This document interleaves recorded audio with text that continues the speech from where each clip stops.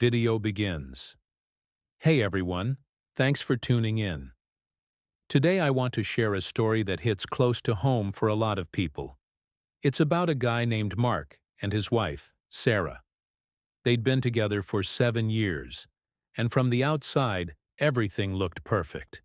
They were that couple everyone admired, the ones who seemed to have it all figured out. But as we all know, looks can be deceiving. It all started subtly. Sarah became distant. The late-night talks they used to have were replaced by the glow of her phone screen. When Mark would ask what was wrong, she'd just sigh and say she was tired or stressed from work. He tried to be understanding. He'd cook her favorite meals, plan date nights, suggest a weekend getaway. Anything to bring back the spark. But it felt like he was trying to light a match in the rain. One evening, after another tense dinner where they barely spoke, Sarah dropped a bombshell. "Mark," she said, her eyes avoiding his, "I think I need a break." The words hung in the air, heavy and cold. Mark's heart sank. A break? What did that even mean? He asked her, his voice trembling. A break from what? From us? She told him it wasn't him, it was her. The classic line. She said she felt lost and needed time to find herself again. She insisted she just needed some space to think, to breathe. She promised it wasn't about anyone else. She just needed to be on her own for a while. Against his better judgment, and desperate to hold on to the woman he loved, Mark agreed. He packed a bag and went to stay with his friend, Mike, believing this was just a temporary phase. He truly thought that giving her space was the right thing to do, that it would help her heal whatever was broken. The first few weeks were agony for Mark. He'd text her every morning, just a simple, "Good morning, I love you," hoping for a warm reply.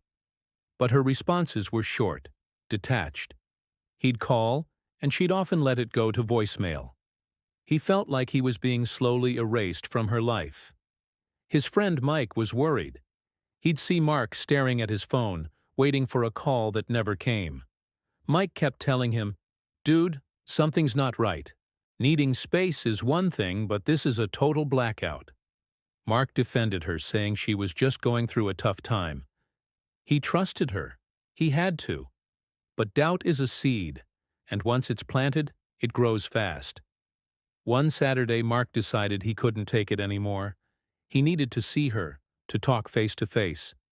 He drove to their apartment, his hands shaking on the steering wheel. He had this small, hopeful fantasy that she'd open the door, her eyes would light up, and she'd tell him she missed him, and this whole break was a mistake. He got to their building, and as he was walking toward the entrance, he saw her. She was coming out of the lobby, laughing. But she wasn't alone. A man was with her, his arm wrapped casually around her waist. They looked comfortable, happy. It was a scene straight out of Mark's worst nightmare. He froze, his feet glued to the pavement. It was like the world had gone silent, and all he could see was the two of them, walking away, completely oblivious to his shattered heart just a few feet away. The man was someone Mark recognized. It was Alex, a guy from Sarah's office she'd mentioned a few times. "Just a work friend," she had always said. Mark's mind reeled, replaying every late night she'd worked, every work dinner she'd had. The pieces of the puzzle clicked into place, forming a picture of betrayal he never wanted to see. She didn't need a break to find herself. She needed a break to be with someone else.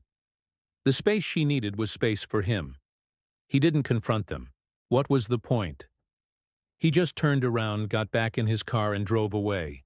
The image of them together burned into his mind. The drive back to Mike's place was a blur of tears and anger. When he walked in, Mike took one look at his face and knew. He didn't have to say a word. The days that followed were some of the darkest of Mark's life. He felt foolish for trusting her, for believing her lies. The pain of the betrayal was physical. It felt like a constant weight on his chest. Every memory they had shared now felt tainted. Was any of it real? He scrolled through old photos on his phone, pictures of them smiling on vacation, at family gatherings, on their wedding day. It was like looking at two strangers. He finally called her. His voice was steady, void of the emotion that was tearing him apart inside. "I know, Sarah," he said simply. There was a long pause on the other end. Then a quiet, "Mark, I'm so sorry." But sorry couldn't undo the lies. It couldn't erase the image of her with another man. Sorry couldn't heal the wound she had carved into his heart. He told her it was over. For good this time. There was no going back. Hanging up that phone was one of the hardest things he ever had to do, but it was also the first step toward reclaiming his life. It was the moment he chose himself over the ghost of a relationship that was already gone. The healing process was slow and painful. There were days he didn't want to get out of bed. But with the support of friends like Mike and his family, he started to piece himself back together. He started going to the gym, channeling his anger and sadness into something productive. He reconnected with old hobbies he'd let slide. He slowly started to remember who he was before he was Mark and Sarah. He was just Mark, and that was enough.